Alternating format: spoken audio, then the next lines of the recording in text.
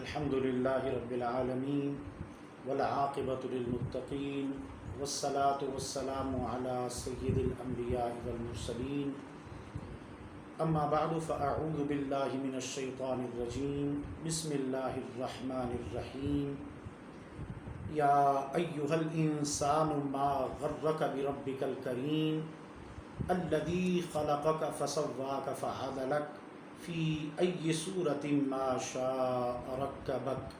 صدق اللہ العظیم اللہم صلی علی سیدنا و مولانا محمد و آلہ و صحبہ اجمعین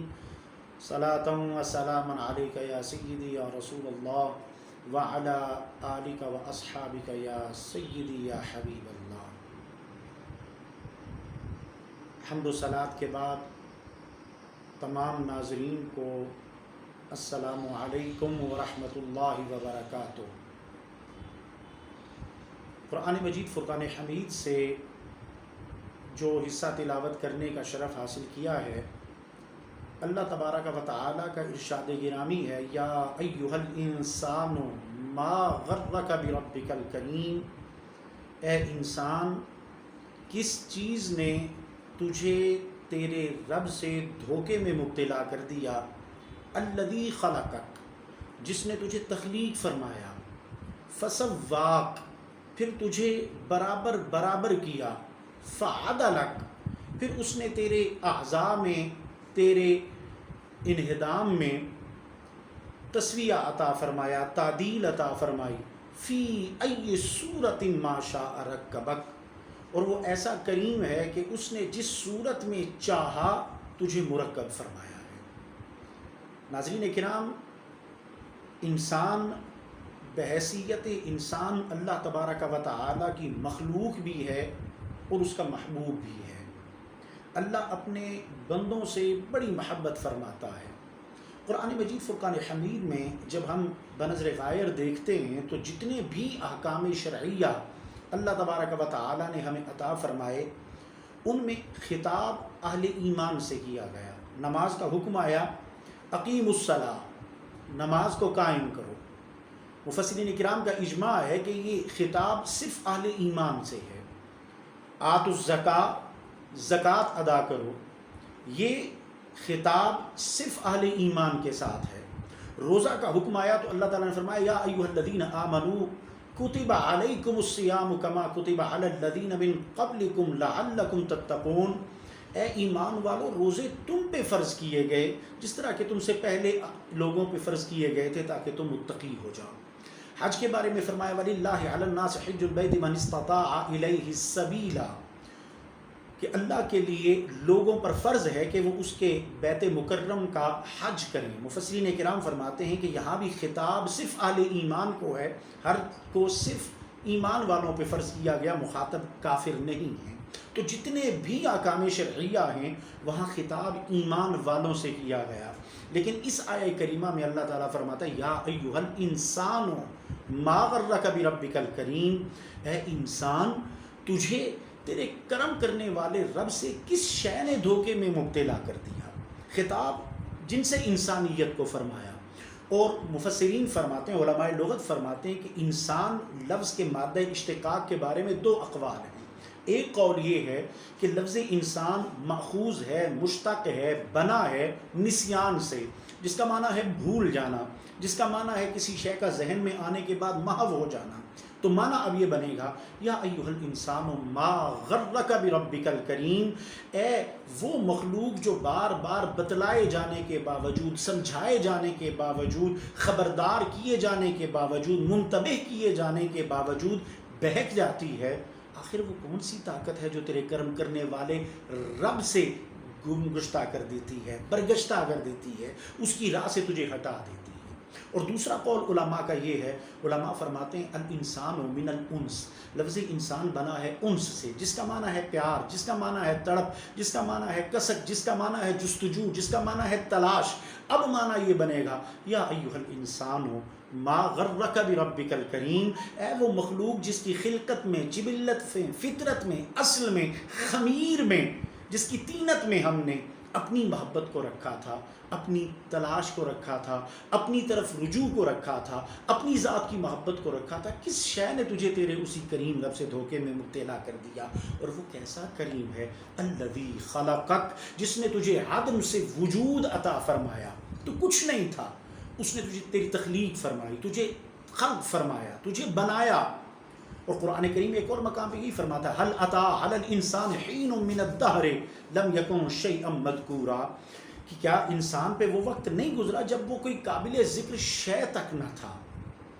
دنیا میں اس کا نام و نشان نہ تھا، دنیا میں اس کا وجود نہ تھا، وہ کچھ تھا ہی نہیں، پھر ہوا کیا؟ اللہ تعالیٰ فرماتا ہے انا خلقنا الانسان من نطفۃ امشاج نبتلیہ فجعلناہ سمیعا بصیرا، بے شک ہم نے انسان کو ایک اچھلنے والے قطرے آب سے تخلیق فرمایا ہے، اور پھر نبتلی ہے، ہم اسے مختلف اطوار سے آزماتے ہیں، اسے مختلف ادوار سے گزارتے ہیں، مختلف مراحل سے گزارتے ہیں، جب یہ ان پہ کامل طور پہ پورا اتر جاتا ہے تو پھر ہم فجعلناہ سمیعا بصیرا، اس انسان کو سمیع بھی بناتے ہیں، بصیر بھی بناتے ہیں۔ مفسرین کرام فرماتے ہیں گویا کہ اللہ تعالیٰ انسان کو پھر اپنی صفات عالیہ کا فیضان عطا فرماتا ہے، اور وہ ایسا کریم ہے، وہ ایسا کریم ہے جس نے تخلیق فرمایا فسواکا، پھر اے انسان تجھے برابر برابر بنایا ہے۔ برابر برابر بنانے سے مقصود یہ ہے کہ تجھے برابر اعضاء عطا فرمائے، دکھنے میں تو بڑا خوبصورت لگتا ہے،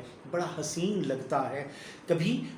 آئینے کے سامنے ہم کھڑے ہو کے غور کریں تو اللہ نے ہمیں آنکھیں ایک جیسی عطا فرمائی، کان حسین ایک جیسے عطا فرمائے، ہاتھ متوازن اور ایک جیسا عطا فرمائے، تمام اعضائے جسم ہمیں متناسب عطا فرمائے ہیں، فعدلک، اور پھر تعدیل بھی ایسی کمال عطا فرمائی، ہر عضو کو اس شکل میں اس مقام پہ تجھے رکھا، تجھے عطا فرمایا جہاں وہ سب سے بہتر انداز میں تجھے فائدہ دے سکتا تھا۔ گویا آنکھیں اس طرح عطا کی کہ دیکھنے میں اس سے بہتر اور کسی انداز میں، کسی شکل میں، کسی جگہ پہ فائدہ حاصل نہ ہو سکتا تھا۔ کان تجھے ایسے عطا فرمائے کہ چاروں اور سے تو متناسب اور متوازن سنتا ہے۔ ہاتھ تجھے ایسے عطا فرمائے ہر طرف تیری گرفت یکساں ہوتی ہے۔ پاؤں تجھے ایسے عطا فرمائے کہ تیری چال متوازن ہوتی ہے۔ فی ای صورت ما شاء رکبک، وہ ایسا کریم ہے، اس نے تجھے تخلیق ہی اس صورت میں فرمایا ہے، تیری ترکیب ہی اس صورت میں فرمائی ہے، تجھے مرکب ہی اس شکل میں فرمایا ہے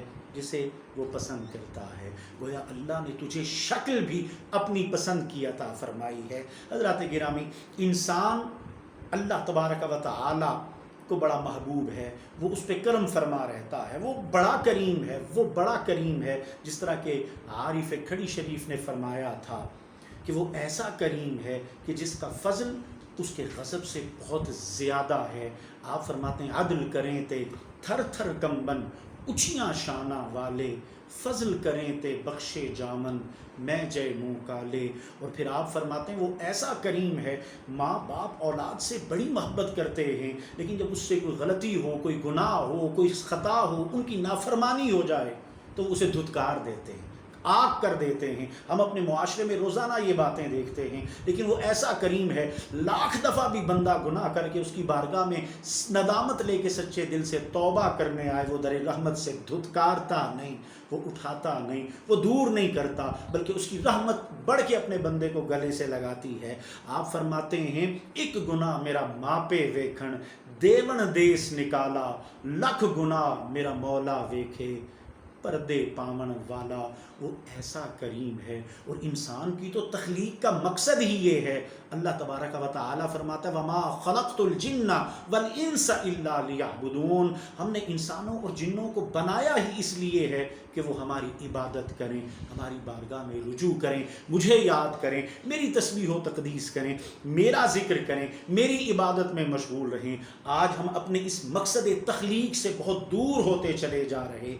ہم سے کوئی خطا ہو جائے ہم توبہ کر کے رب کی طرف رجوع نہیں کرتے، ہم اس پہ ڈٹ جاتے ہیں، ہم اس پہ مصر رہتے ہیں۔ یہ عادت خصلت انسانیہ کے خلاف ہے۔ اللہ نے انسان کے خمیر میں اپنی بارگاہ میں رجوع کرنا رکھا ہے، اپنی بارگاہ کی طرف پلٹنا لکھا ہے۔ رسول کریم صلی اللہ علیہ وآلہ وسلم نے بھی یہی ہمیں نسخہ عطا فرمایا۔ دین نام ہی اپنے نفس کی اصلاح کا اور دوسروں کی اصلاح کا ہے۔ رسول کریم علیہ السلام نے فرمایا الدین النصیحہ، دین ہے ہی نصیحت کا نام، اور نصیحت کہتے ہیں کسی چیز کو انتہائی خالص کر دینا، یعنی اپنے نفس کی اصلاح بھی انتہائی خالص انداز میں کی جائے اور اپنے دوسرے مسلمان بہن بھائیوں کی اصلاح نفس کا بھی اہتمام کیا جائے۔ الحمدللہ ثم الحمدللہ، میں تحدیث نعمت کے طور پہ یہ عرض کروں گا، اللہ تعالیٰ ارشاد فرماتا ہے وَأَمَّا بِنِعْمَةِ رَبِّكَ فَحَدِّثْ، اللہ کی طرف سے تجھے کوئی نعمت حاصل ہو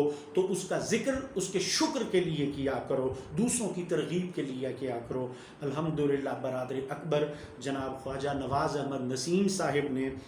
خواجگان ٹی وی کے نام سے یہ social media T V channel شروع کیا ہے، اور اس کام کے آغاز میں جو اصل ہے، پس منظر میں جو بات ہے وہ یہی ہے کہ ہم اپنے نفس کی بھی اصلاح کریں، دوسروں کی بھی اصلاح کا اہتمام ہو سکے۔ معاشرتی طور پہ ہم جن برائیوں کا شکار ہیں ان کے تدارک کے لیے اللہ اور اس کے رسول صلی اللہ علیہ وآلہ وسلم کے فرمودات اور تعلیمات کی روشنی میں اہتمام کیا جا سکے، کیونکہ رسول کریم علیہ السلام کے فرمان ذیشان کا مفہوم ہے کہ لوگوں میں سب سے بہتر وہ ہے جو دوسروں کو نفع پہنچانے والا ہو، دوسروں کے لیے خیر کا باعث بننے والا ہو، دوسروں کے لیے اچھائی اور بھلائی کا باعث بننے والا ہو، اور سب سے بڑا نفع ہی یہ ہے کہ دوسروں کی کردار سازی کی جائے، اپنی اصلاح کے ساتھ ساتھ اپنے متعلقین، اپنے متوسلین، اپنے گرد و پیش رہنے والے مسلمان بہن بھائیوں کی بھی اصلاح کا اہتمام کیا جائے۔ انتہائی قابل تحسین، قابل صد مبارکباد ہے یہ اقدام۔ اللہ تبارک و تعالی اس کے مقاصد حسنہ کی تکمیل کی توفیق عطا فرمائے، اور ہمیں آپ سب کو اس سے اصلاح کے پہلو لینے کی توفیق عطا فرمائے۔ آپ احباب سے گزارش یہ ہے کہ وقتاً فوقتاً اس ٹی وی چینل سے جو اصلاحی پروگرام نشر کیے جائیں، جو ویڈیوز اپلوڈ کی جائیں، انہیں دیکھیے، اگر وہ آپ کو اچھی لگتی ہیں تو ان کو شیئر بھی کیجیے، ان کو پسند یعنی لائک بھی کیجیے، اور اس ٹی وی چینل کو سبسکرائب بھی کیجیے۔ اللہ تبارک و تعالی ان مقاصد حسنہ کے حصول کے لیے ہمیں اخلاص نیت عطا فرمائے، کیونکہ رسول کریم علیہ السلام نے فرمایا تھا، میرے کریم آقا علیہ السلام فرماتے انما الاعمال بالنیات، تمام اعمال کا دار و مدار نیتوں پہ ہے۔ ایک اچھی نیت سے، ایک اچھے ارادے سے، ایک اچھے قصد سے یہ اقدام اٹھایا گیا ہے۔ اللہ تبارک و تعالی برادر اکبر کو اس پہ جزائے خیر بھی عطا فرمائے، اس میں کامیابیاں نصیب فرمائے، اور ہم سب کو اس کے ذریعے اصلاح نفس کی توفیق عطا فرمائے۔ انشاءاللہ وقتاً فوقتاً اس پہ اپلوڈ کیے جانے والے پروگرامز میں، آپ اس پہ اپلوڈ کی جانے والی ویڈیوز میں دین کی بنیادی ضروریات کے حوالے سے معلومات حاصل کریں گے۔ انشاءاللہ العزیز بنیادی مسائل کے حوالے سے بھی آگہی دی جائے گی۔ انشاءاللہ العزیز کوشش کی جائے گی کہ یہ ٹی وی چینل تمام معاشرے کے لیے بالعموم اور ہم سب کے لیے بالخصوص اصلاح نفس کا اور اپنے رب سے قربت کا باعث ہو۔ وما توفیقی الا باللہ رب العالمین۔ اور آخر میں یہ عرض کروں گا کہ اگر آپ کو اس ٹی وی چینل پہ نشر ہونے والے پروگرامز اور اپلوڈ کی جانے والی ویڈیوز، معلومات پسند آتی ہیں تو ذیل میں اپنے کمنٹس کے ساتھ اپنی رائے کا بھی اظہار کیجیے۔ اس سوشل میڈیا چینل کی بہتری کے لیے آپ اگر آراء دینا چاہیں تو آپ کی تجاویز بھی ہمارے سر آنکھوں پہ ہوگی۔ اللہ تعالی ہم سب کو خیر کی توفیق عطا فرمائے۔ وما توفیقی الا باللہ رب العالمین۔